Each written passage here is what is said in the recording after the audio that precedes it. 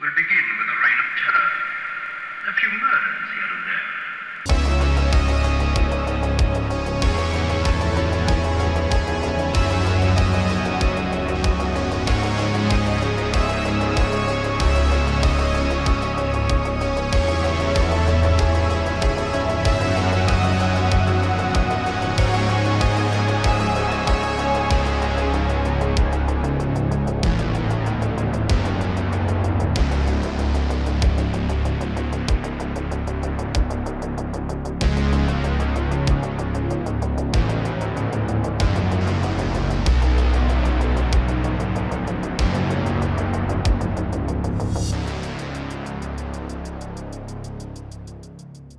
Hello, children of the night.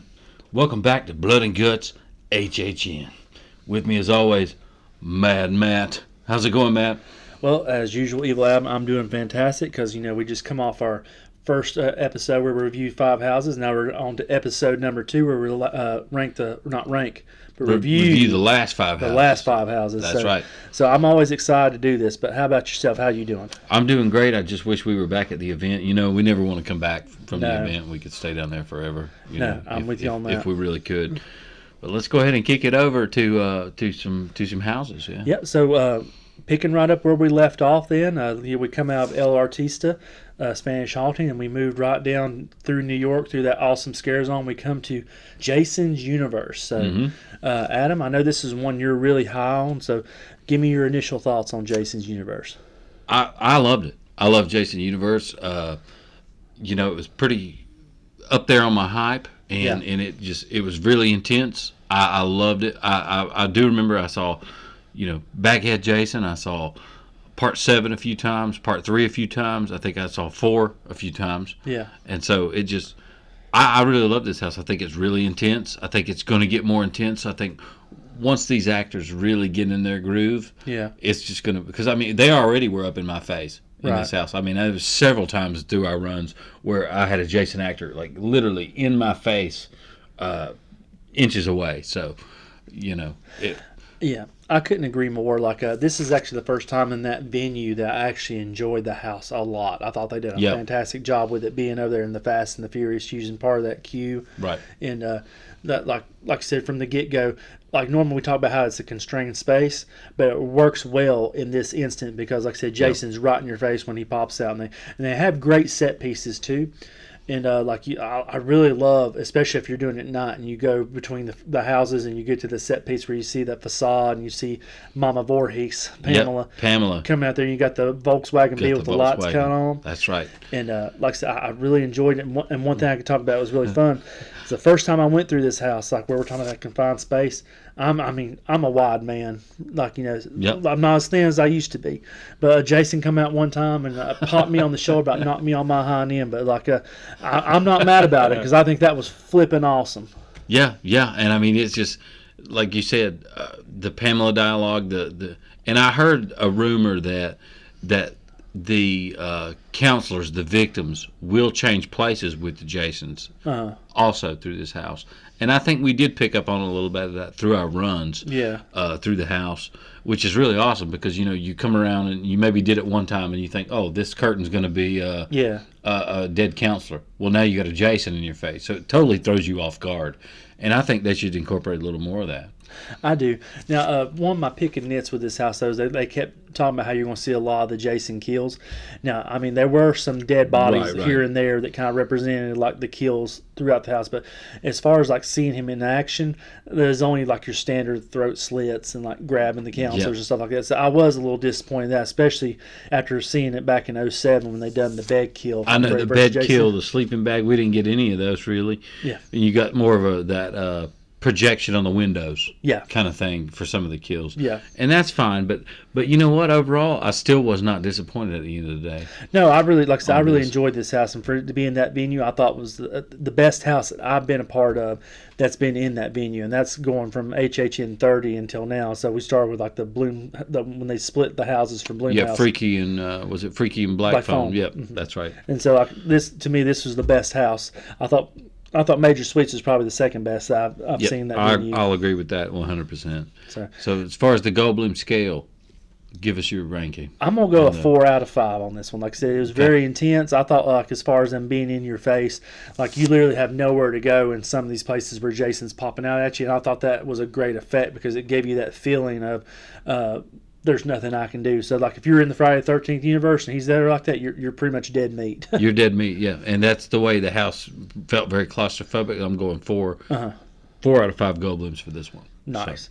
So then going down the street then, skipping Nightmare Fuel for you because I know you don't like seeing that show, but then we hang that left and take that long walk down, and we'll go ahead and we'll do Fallout first. Because I know we got some other things to say about the other one. So Fallout, and I'll go ahead and give you my initial thoughts first. This house here, I'm not going to lie to you, and the more I think about it, the more that sits and it marinates with me, the more disappointed and the more irritated I get about this house. Yep. And it's just, now granted, I was not really that excited for Fallout to begin with. I do like the show. I thought the show was very well done. Yep. And so I thought there were going to be elements of this that they could really build off of and really have a good house. But this was a house that honestly really needed to be in a soundstage. We've talked about this a lot. It really needed to be in a soundstage because when you go in, there's a lot of set pieces where it's just like the bare minimum that they can get by with. And then there are some set pieces when you're kind of going through the maze, like, you know, where it's like the old dusty town and there's a lot of stuff. Those are the best parts of the house when you actually have some stuff to look at. And then you kind of go through the house again and you get to the parts where they're out in the desert and they're doing that thing that you hate, like from Stranger Things, where it's just a projection on the wall. Circular screen with a curtain with like an image on the curtain. Yep. Right. And your favorite characters throughout the show, you see them just a small handful of times in there. And it's inconsistent. That's my biggest beef with this house was, I believe, I don't know how many times we ended up doing this, Children of the Night, but there were times where I saw one ghoul. Yeah. Or I saw 2 ghouls. Or most I saw was 3. I saw 3 ghouls, but, you know, either way, it wasn't consistent. Like, there was never a run where it was like, oh, I saw all the ghouls. Right. Or I saw all of this kind of thing. And, you know. And that kind of, the inconsistency of the house is what essentially kind of made it a little bit lower for me. Although I did love the show, and I thought they did a pretty good job. But just that inconsistency kind of brought it down. It did, and like I kind of go back to what you always say when it's a house like this, it's a book report house. Exactly. And even though it's a book report, I think they flunked it on this one. Like it was like we talked about the body armor. It looks so cool that's in there. Yeah, the T90. The T90. They could have done so much more of that. Like if they could have had somebody on a stilt walker, kind of like we were talking about. You're the one that brought it up when we're on the tour, like Transformers. Have Transformers, like the meet and greet with the Transformers, Children of the Night. If you've seen, Universal has the meet and greets with Optimus and that kind of stuff. Or even just, hell, put a damn strobe light in there so it looks like it's moving, it's coming at you. Put some sound effects. Yeah, because I know, like, if they do somebody up in that T90, they're not going to be able to actually walk and chase you. No, they're not. Yeah. But at least you can get, even if it's a puppet, you got somebody back there moving it, just something. And then I think it was our last run of the last night we were there. The very last T90 in that scene where he goes, I can't see shit, which I did like that scene. Yeah, because it's dark. And towards the end, I do like He says the quote, I can't see shit. And then you as a person, you can't see anything because it's dark in there. Right. That was cool. But put some more, like, effects. I don't know. Maybe they really need to flush this one out a little more. Yeah, they did. Like I said, there's a lot of potential for that to be a good house, and it just kind of felt like they went halfway with it, kind of deal. Yeah. And so as far as the Goldblum skills goes, for me, I'm giving it a 2. Yep, I'm going to go 2.5 on this one. Okay. And right next door to them, to Fallout, we have Galkin, Monsters of the North. Oh. And I can already see. Go ahead. What do you think about this one? I love this one. From the moment you walk in and you hear those drums, boop, boop, boop, boop, boop, boop, boop, boop, you smell that pine, you smell that cedar, you smell the smoke and the embers. Oh man, as soon as we walked in this, and I had a very similar reaction to Monsters Unmasked when it was the Mr. Hyde and all that stuff. Yeah. Where the Invisible Man's up the the Invisible top. Man, all this. This house had that same feeling. As soon as I walked in, I heard the drums. I smelled the synths. I heard the audio, and I saw that spinning idol of the monster lady. Man, this was my house. I was like, I'm home. Yeah. This is the Horror Nights that I love. These are monsters. these are freaks. These are like a town that's being ravaged by these monsters. Right. I absolutely love this house. I couldn't agree more. I love I love the set pieces in there. Like I'm fully immersed in like the Nordic culture that we're a part of. I love seeing the wolves in some of the rooms at the very top because it's the classic Universal where they got you looking up and then boom, somebody comes right out right in your face. Got you good on that. Got me great. It was the first or second. I can't remember. Yeah. But one of those runs got you. They did because I'm sitting up there admiring those wolves. Even they're not moving, but they got the glowing eyes and the blood just dripping from them. I thought that was fantastic. And then when we get to that one part with the little town, all the burning going on there, and just so well done. And another thing about this house too, I love they actually told us on the tour that they actually have been reusing this animatronic since the American Werewolf in London. And I mean, you could tell when you look at it, but they've redressed it for this one. They've redressed it, but they stepped it up because the actor had a camera there on the tour. And we'll touch on this. We're going to do a tour video. We're going to touch on this. But the actor had a camera there, so they could choose whether or not to really go hard and get you or just kind of lay off and get you a little bit. Right. That was awesome. That is awesome. And like, then you get to the room where like the monster's just finally in her final form, and she's huge. That puppet's a going. It's so good. And that, I mean, God Almighty, you think, look how awesome this is, and I just come out of Fallout. Exactly. This house. How did that? What happened? But like, oh man! Then you go through that room, and they're all coming out, and they're like the flesh rotting on the skulls and everything, and they're popping out everywhere. You're in the belly of the beast at this point. Yes. You're in her belly. The digestion. I guess she's eating the townsfolk, and she's digesting them, and they're coming out to get you. Yeah, it's so good. Oh, it's so good. It's a fantastic house, and a lot of people are sleeping on it, and I don't understand why. Exactly. And because this one here, like I said, was one of my favorite houses.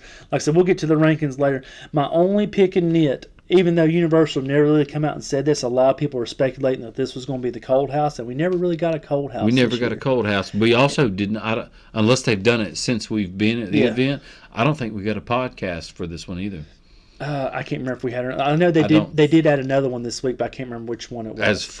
Maybe they've done it since then, but at the time of this recording, at the time we were at the event last week, we had not had a podcast for this, and I thought that would be so cool because that especially those smells in that house when you first walk in reminded me of Goblin's Feast. It reminded me of that Norse mythology, that you're going to smell cedar, you're going to smell pine, you're going to smell a campfire, you're going to smell blood and the carnage. And this house just did it for me. So I'm going to go ahead and give it a Goldblum of 5. You're giving it a 5?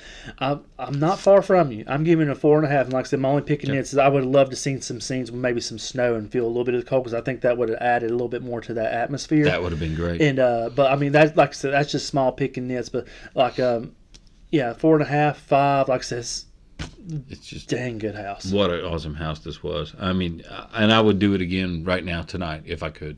Yeah. So I agree with you. So then coming out.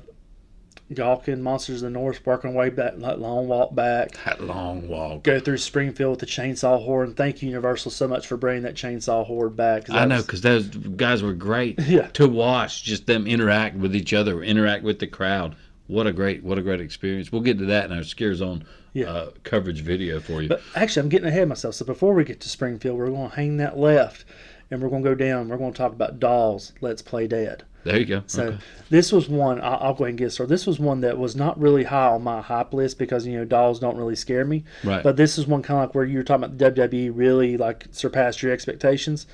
Dolls Let's Play Dead did exactly that for me. And nice. Talking about being immersed in there, like, we're shrunk down to the doll size, and we've got this evil girl that's like, just torturing her toys.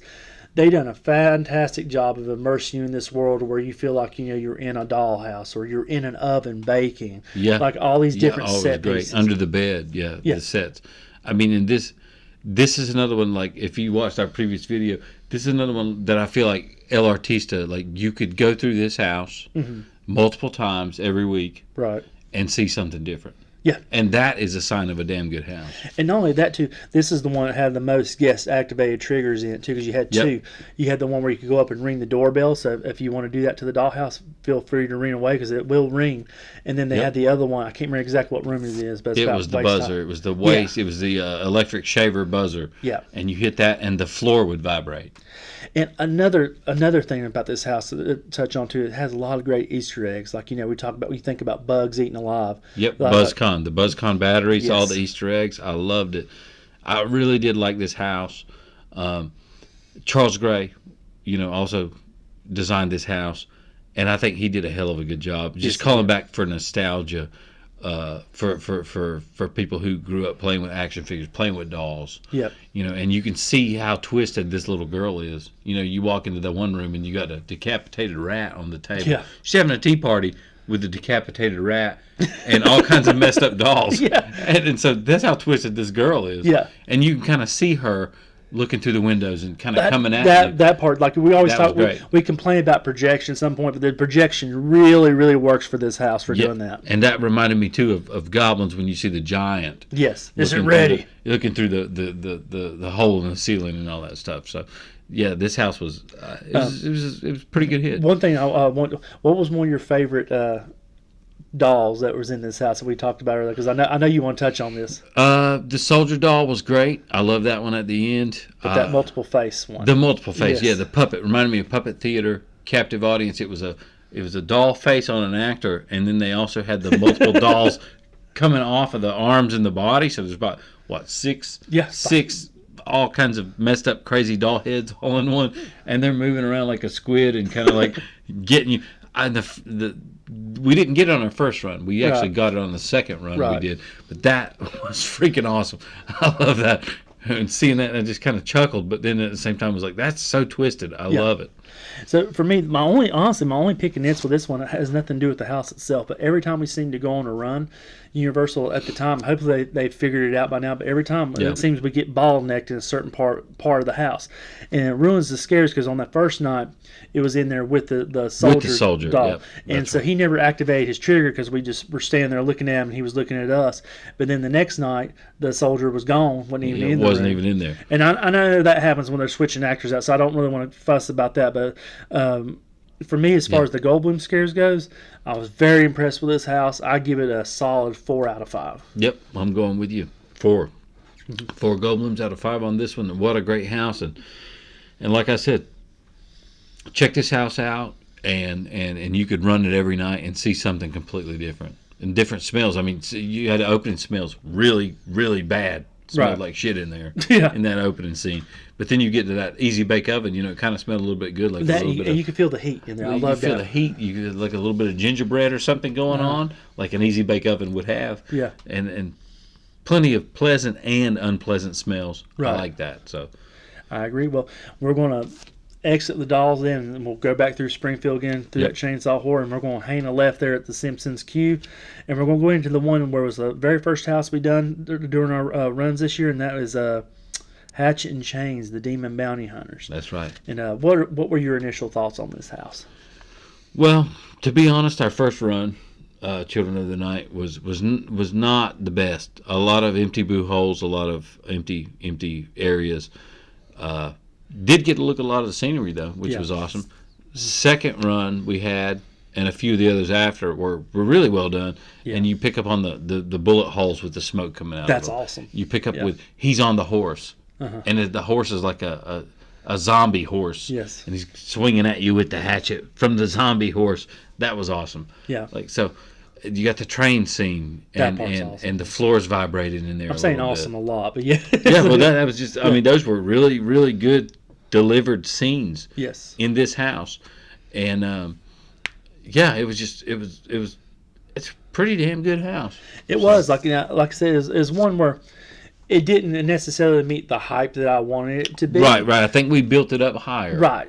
Yep. And I agree with you. And so it didn't necessarily meet the hype because I've seen more Western houses like Ghost Town that were. Oh yeah, with the full facade. Yes, and the exactly. full set piece. That's what this was missing. It's kind of like Fallout, where it was so cramped in there that like you want to see more like set pieces where maybe you like see the town. There's like the saloon, Main Street, like that. They did a great job with that train set, like you're talking about, because that was very well done and it made that area feel bigger.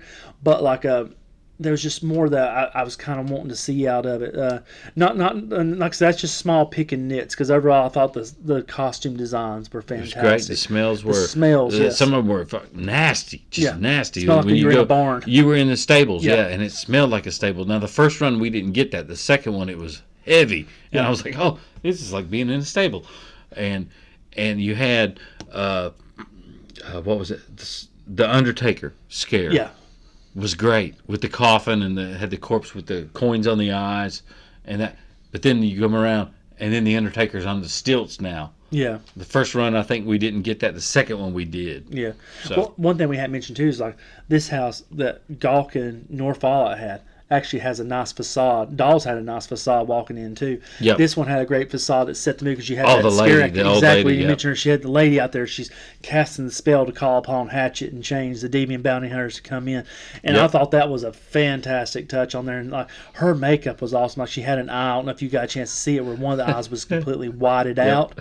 And she's got that knife too. At one point, she does her little spiel, and then at one point she's on the windowsill is a knife, so she pulls the knife out and starts waving that around at you. Yeah. So that was really good. It was fantastic. Like I said, so many good things to call about this. Like I said, I talked about the costumes, but the characters look great. Like you said, the zombie horse reminds me of House 2. Exactly what I wanted that part to be. Yep. Looked fantastic. And like you talked about the set pieces with the bullet holes and smoke coming through. So a lot of little nice touches. So as far as the Goldblums go, I'm going to give it a 4. A nice 4 out of 5. Okay. It was definitely a good house. There's a little bit more that I would want out of it, but at the same time, the location it was in, they really couldn't do much more other than some sleight of hands, kind of like they done with, was it the Subway one that was in that location? Descendants. Yep. Like they did some good stuff to make it feel bigger, but I don't know. I don't necessarily know, especially because this house was not a dark house, so you would see it was lit very well. It needed to be in a soundstage to really do it right. You needed the ghost town feel, and that's what's holding it back for me as far as my ranking. I'm going to go 3.5 on my Goldblum scale ranking. But I mean, and that our first run, we started the event with this house. Yeah. And I know it can't be a winner every time, but that first run kind of like, I if agree you with can you. surpass that. Our last run of it, like I said, I can't remember exactly how many numbers we done, but our last run was definitely the best of the bunch. That was the best of the bunch, yep.